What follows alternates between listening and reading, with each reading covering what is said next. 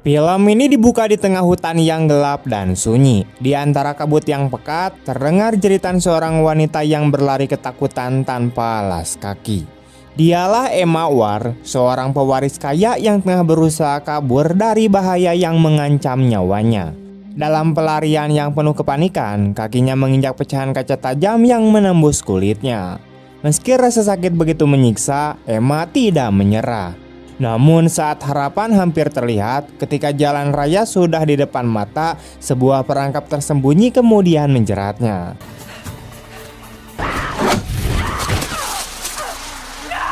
Dengan sisa tenaganya, ia menorehkan pesan terakhir di batang pohon, Emma masih hidup, sebagai tanda jika suatu hari seseorang menemukannya.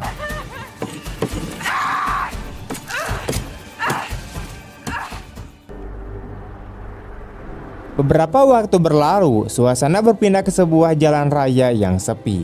Sepasang kekasih tampak berkendara menuju tempat baru yang tidak disebutkan tujuannya.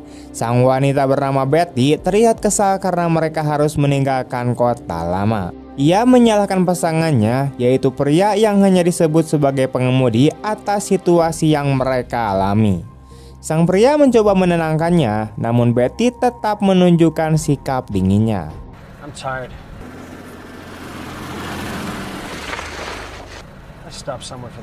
Menjelang malam, mereka memutuskan untuk beristirahat di sebuah hotel kecil di pinggir jalan. Saat sang pengemudi berbicara dengan resepsionis dan memberikan kartu kredit untuk pembayaran, petugas itu tampak heran karena nama di kartu tersebut terasa janggal, seolah menyimpan sesuatu yang aneh. Pretty. Young. Well, that's an unusual name. Yeah. At 15 rooms, all your name on it. The number 8 sound. Tak lama kemudian di kamar hotel, pasangan itu menonton berita di televisi. Siaran tersebut menayangkan kasus hilangnya seorang wanita bernama Emma Ward, wanita yang terlihat di awal film. Dalam laporan itu disebutkan bahwa polisi telah menemukan pohon dengan ukiran bertuliskan Emma masih hidup, dan hasil penyelidikan menunjukkan bahwa pesan tersebut dibuat sekitar 6 bulan yang lalu. From what we can tell, the carving's about 6 months old. Done in the spring, right around, after her abduction. Sementara itu di tempat lain, sekelompok perampok tengah beraksi di sebuah rumah mewah milik keluarga kaya raya. Kelompok ini dipimpin oleh pria bernama Hoag, dibantu adiknya bernama Ethan, kemudian pacar Ethan bernama Mari, dan seorang anggota bernama Dani, dan Flynn, anggota paling ceroboh namun tetap dipertahankan karena ia adalah kekasih putri Hoag. Ketika mereka sibuk menjarahi isi rumah, pemilik rumah tiba-tiba pulang lebih cepat dari perkiraan. Kegembiraan keluarga itu segera berubah menjadi mimpi buruk saat mendapati para pencuri bersenjata sudah berada di dalam rumah mereka. Trouble! Trouble! Who are these guys? Sang kepala keluarga mencoba menghubungi polisi, namun sebelum sempat menemukan nomor darurat, Flynn yang panik justru menembak mereka tanpa ampun. Suara tembakan menggema di seluruh rumah, menewaskan seluruh penghuni di dalamnya.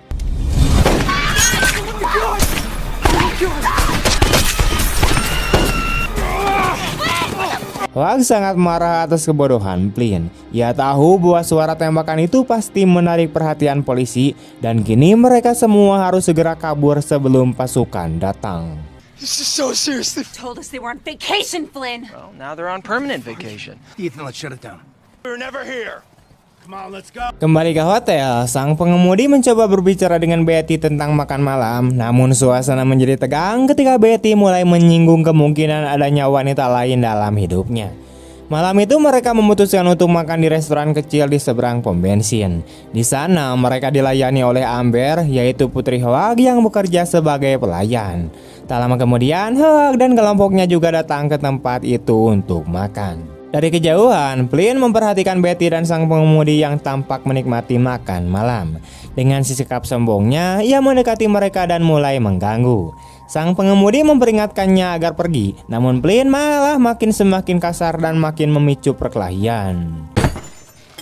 Hey, you guys from around here? Please, we don't want any trouble. Well, just forget it, okay? Hey!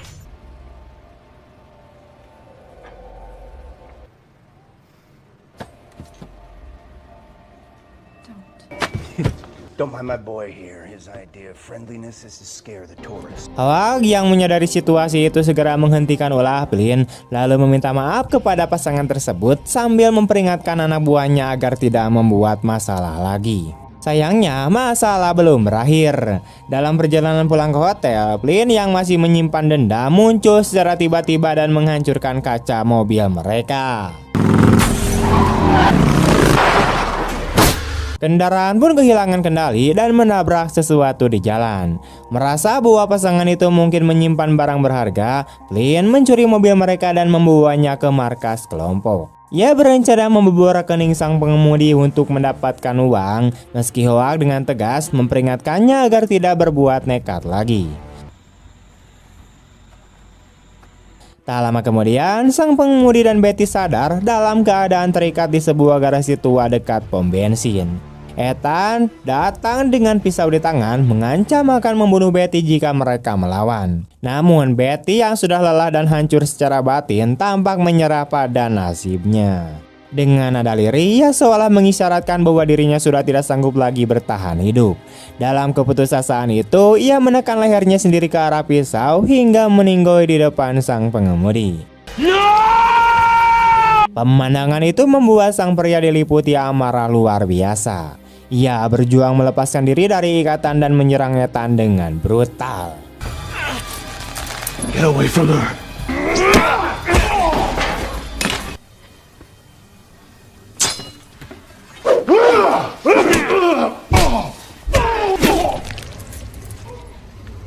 But this should clear up the confusion. You people never heard of zip ties? Sementara itu, Flynn mulai menggeledah mobil milik si pengemudi dan menemukan dompet beserta beberapa lembar kertas yang tampak tidak penting. Ketika ia membuka bagasi, Flynn terkejut melihat dua lubang kecil di dinding mobil dengan sepasang mata yang menatapnya dari balik sana. Betapa terkejutnya ia saat mendapati seorang gadis muda tersembunyi di dalam bagasi, terkurung di balik dinding kendaraan itu. Dari dalam rumah, para anggota lain memperhatikan ketika Flynn dan Maria berjuang membawa gadis itu untuk masuk. Setelah berhasil membawanya ke dalam, Hawk dan anggota lainnya segera turun ke ruang bawah setelah mendengar keributan tersebut. Saat itulah gadis itu mulai berteriak histeris kepada semua orang di sekitarnya, memperingatkan mereka agar segera melarikan diri sejauh mungkin. Ia mengatakan bahwa pemilik mobil tempat ia dikurung adalah seseorang yang sangat amat berbahaya, menandakan bahwa sang pengemudi bukanlah manusia yang memiliki hati nurani. Ia juga memperingatkan bahwa kemungkinan besar pengemudi itu sedang menuju ke tempat mereka untuk menghabisi semua orang yang ada di sana. Tak lama kemudian, Amber datang dengan wajah panik dan mengatakan bahwa mereka tidak dapat menghubungi Ethan. Gadis itu langsung menegaskan bahwa Ethan pasti sudah mati pada saat itu. We have to get out of here. He doesn't have a name. He's gonna come and he's gonna kill you all. Mendengar peringatan itu, Hawk segera memerintahkan Danny dan Maria untuk pergi ke pom bensin dan memeriksa keadaan Ethan. Beberapa saat kemudian, Danny dan Maria tiba di lokasi, namun mereka sama sekali tidak siap menghadapi pemandangan mengerikan di depan mata mereka. Seperti yang sudah diduga, mereka menemukan tubuh Ethan yang berlumuran darah dan tak bernyawa, sementara tubuh Betty juga terletak tak jauh dari sana dan pengemudi itu sudah tidak terlihat. Tanpa banyak bicara, mereka mengangkat tubuh Ethan ke dalam mobil van dan membawanya kembali ke tempat persembunyian mereka.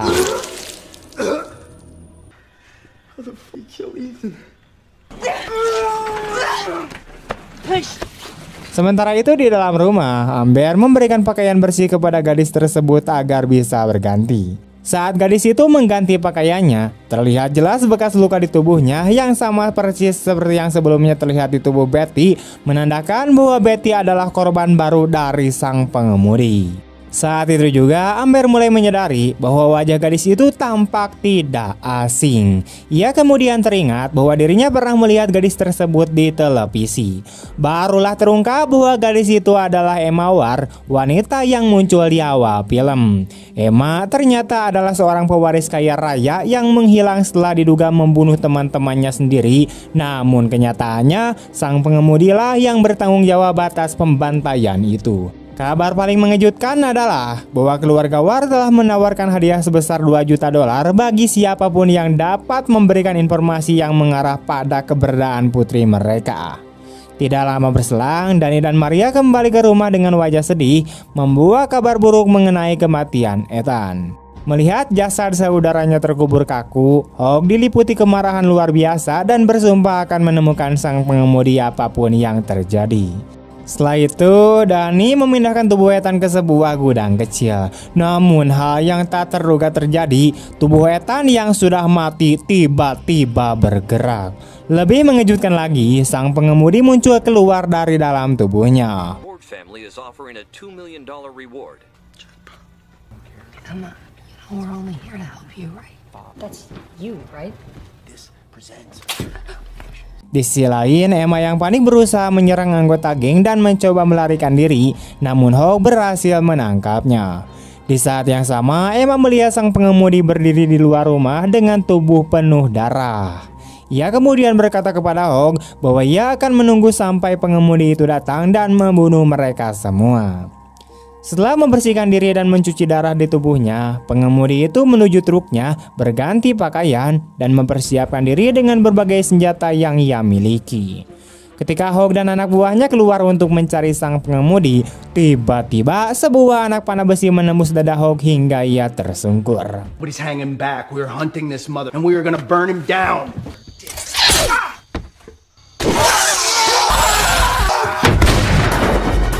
Danny pun terkena salah satu jebakan yang sebelumnya telah dipasang oleh pengemudi. Flynn dan Maria segera menembakkan senjata mereka ke arah pengemudi, namun tak lama kemudian keduanya terpaksa mundur karena situasi semakin berbahaya. Danny mulai panik karena kehilangan banyak darah sementara pemimpin mereka sudah tewas. Pertengkaran pun terjadi antara Maria dan Flynn karena mereka harus segera membawa Danny ke rumah sakit. Namun di saat itu juga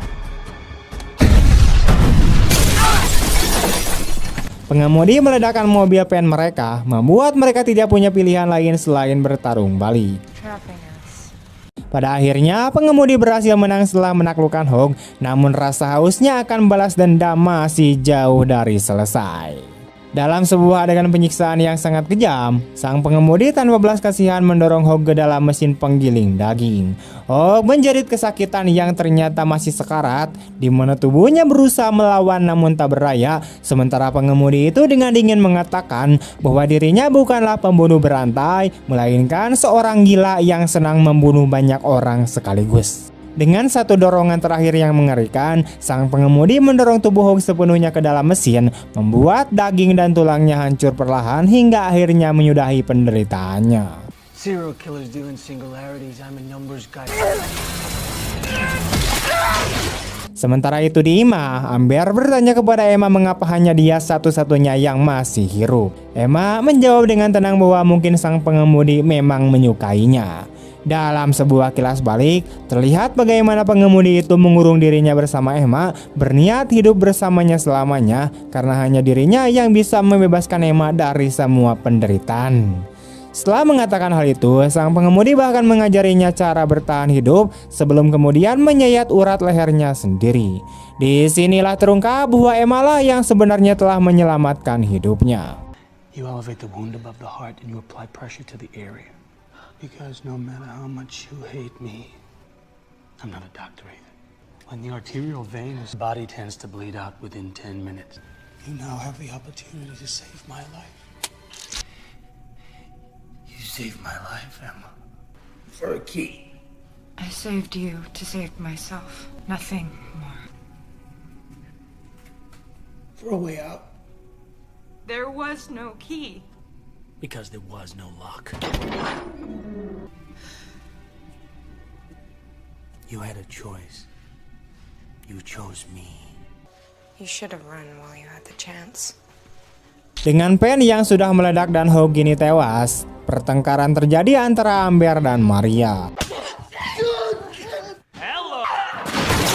Namun sebelum situasi semakin memburuk, terdengar ketukan di pintu memaksa mereka memeriksa apa yang terjadi di luar. Ketika mereka mengintip dari balik pintu, mereka melihat sebuah kantung tergantung di luar. Flynn mendekat untuk melihat lebih jelas dan terkejut saat melihat cincin milik Hawk tergantung bersama kantong itu. Menyadari hal tersebut, Flynn dipenuhi amarah dan menendang kantong itu dengan keras hingga potongan daging tubuh Hawk jatuh berserakan di lantai, membuat semua orang ketakutan.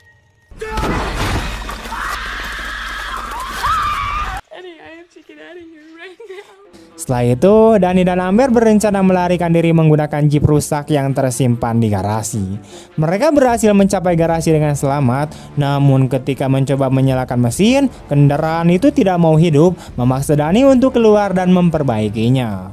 Saat Danny tengah memperbaiki mobil, tiba-tiba sang pengemudi muncul entah dari mana dan langsung melancarkan serangan brutal.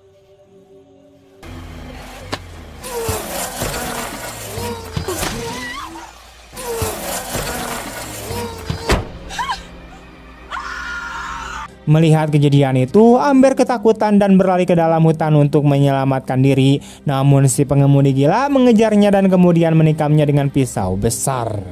Jeritan Amber terdengar sampai ke rumah, tetapi Flynn dan Maria yang mendengarnya tidak bisa menolong dan akhirnya memutuskan untuk melarikan diri dari jelema gelo itu. Setelah melihat Danny tewas di garasi, Maria menangis histeris dan mereka memutuskan untuk membuat tubuh Danny bersama mereka saat masih setengah hidup. Beberapa waktu kemudian, ketika mereka sedang mengemudi, jeep yang dikendarai Flynn menabrak Amber yang tiba-tiba muncul di tengah jalan dan kecelakaan itu membuat Amber tewas seketika. Why don't you turn your lights on, Triggerhead?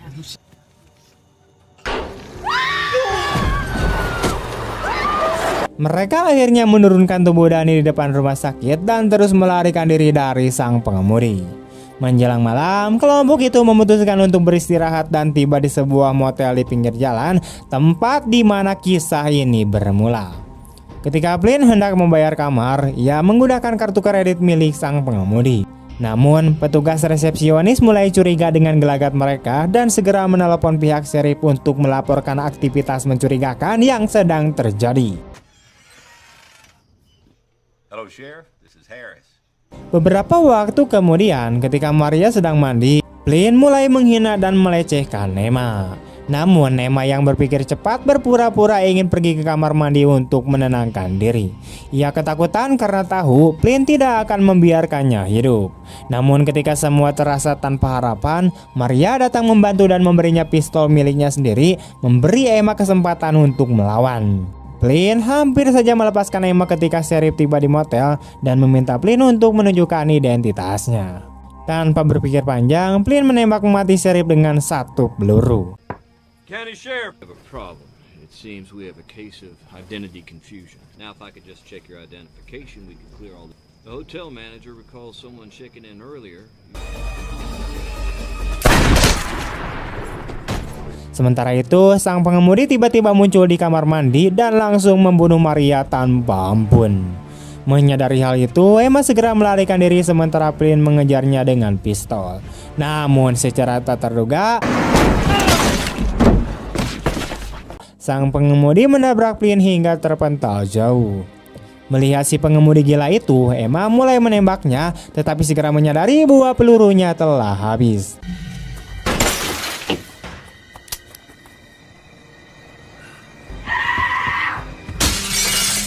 Tak punya pilihan lain, Emma berlari menyelamatkan diri, sementara pengemudi itu terus mengejarnya. Pengemudi yang tak waras itu kemudian memohon agar diterima oleh Emma, namun naluri bertahan hidup Emma bangkit dan dia menyerangnya dengan pipa besi.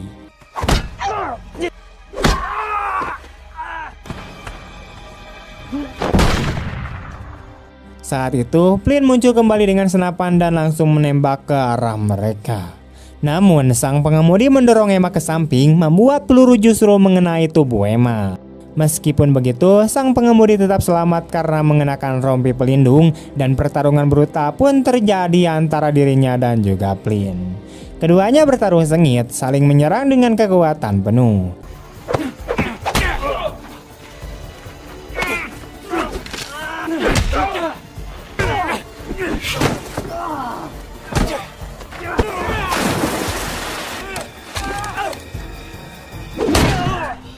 Saat Flynn hampir menang dan hendak membunuh pengemudi, Emma tiba-tiba menyerangnya dari belakang, menjatuhkannya dan mengambil bedil itu. Dengan tangan gemetar, ia mendorongkan senjata ke arah sang pengemudi berniat menghabisinya sendiri. Namun saat mencoba menembak, Emma panik dan lupa memasukkan peluru baru ke dalam senapan. Sang pengemudi yang terkesan oleh keberaniannya mendekatinya perlahan dan berkata bahwa kini Emma sudah bebas. Ia lalu mengambil pisau dan membelah perut Emma untuk mengeluarkan alat pelacak yang selama ini digunakan untuk menemukan keberadaannya. Emma yang lemah kemudian tergeletak tak berdaya di jalan, sementara pengemudi itu menodongkan pistol dan menembak Flynn hingga wafat.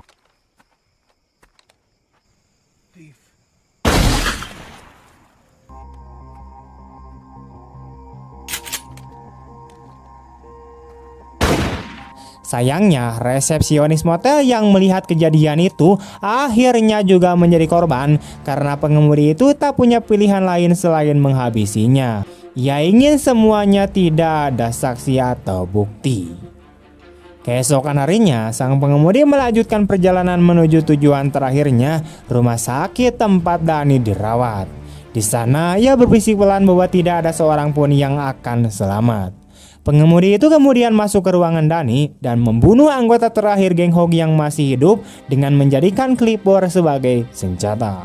Pada saat yang sama, berita di televisi secara keliru menayangkan laporan bahwa Emma sebenarnya telah diculik oleh geng Hog selama ini.